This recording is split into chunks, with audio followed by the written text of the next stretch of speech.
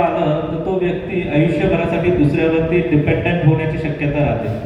त्यामुळे पॅरालिसिस सारख्या आजारांवरती योग्य ती लवकरात लवकर ट्रीटमेंट होणं, कारण ह्याला गोल्डन आवर म्हणतो आपण. याच्यात जर योग्य त्या वेळेत म्हणजे 4 तासाच्या आत जर आपण इंजेक्शन नाही देऊ शकलो किंवा 12 तासाच्या आत ते थ्रोम्बोटॉमी नाही करू शकलो तर त्या पेशंटला परमनंट डॅमेज होण्याची शक्यता असते. त्यामुळे वेळेचं खूप महत्त्वाचं आहे जिकडे पॅरालिसिस आहे.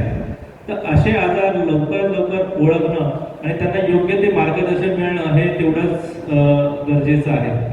मेंदूच्या गाठी आणि मणक्याचे स्लिप डिस्क या आता एंडोस्कोपिक मार्गे म्हणजेच दुर्बिणीद्वारे ऑपरेशन होण्याची प्रक्रिया सुरू झालेली आहे आणि हे आता लेटेस्ट ॲडव्हान्सेस आहेत की ज्याच्यामध्ये स्कल ओपन न करता सुद्धा आपण नाकाद्वारे काही मेंदूच्या गाठी काढू शकतो, जशा की स्कल बेसमध्ये मेनिंजिओमा आहे किंवा पिच्युटरी नावाची गाठ असते की जी आपण नाकाद्वारे काढू शकतो.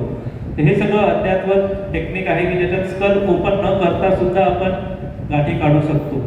तसंच एखाद्याला गाठ आहे ती बोलण्याच्या जागेवरती किंवा पॅरालिसिस किंवा हातापायाचा कंट्रोल असणाऱ्या जागेवर असेल तर त्या पेशंटला आपण जागं ठेवून किंवा बोलत किंवा त्याच्याशी गप्पा मारत गाठी काढू शकतो. त्या आजाराच्या रक्ताची गाठ आहे तर ते काढू शकतो.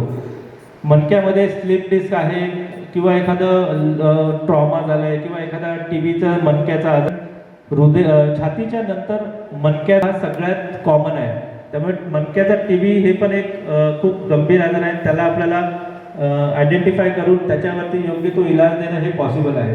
तर ह्या सगळ्या आजारांवरती आपण इथे हे करणार आहोत आणि त्याचबरोबर जर कुठल्या पेशंटला काही ऑपरेशनची गरज लागली मेंदूच्या तर मुख्यमंत्री सहायता निधी तसेच काही सोशल ट्रस्ट आहे यातर्फे त्यांना मदत उपलब्ध करून दिली जाईल या ऑपरेशनसाठी.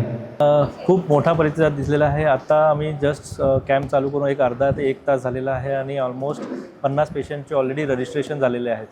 अजून आपला कॅम्प हा 3 वाजेपर्यंत चालणार आहेत आणि बरेच पेशंट चिपळूण, सिंधुदुर्ग, बऱ्याच लांबून ना फक्त रत्नागिरी तर बऱ्याचपैकी दुसऱ्या गावातून आजूबाजूच्या खेड्यातून इकडे येत आहेत.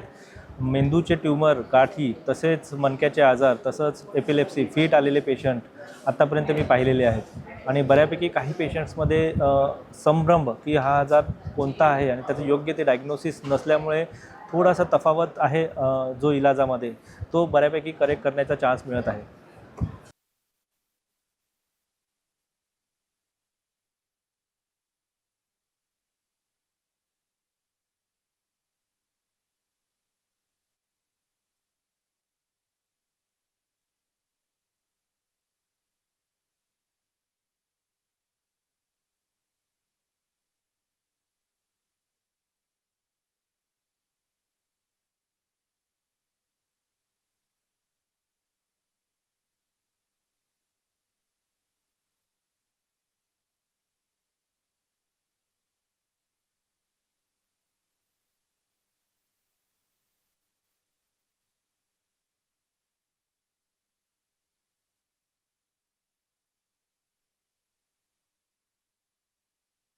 टाइम्स डिजिटलला लाईक करा, शेअर करा, सबस्क्राईब करा आणि बेल आयकॉन दाबायला विसरू नका.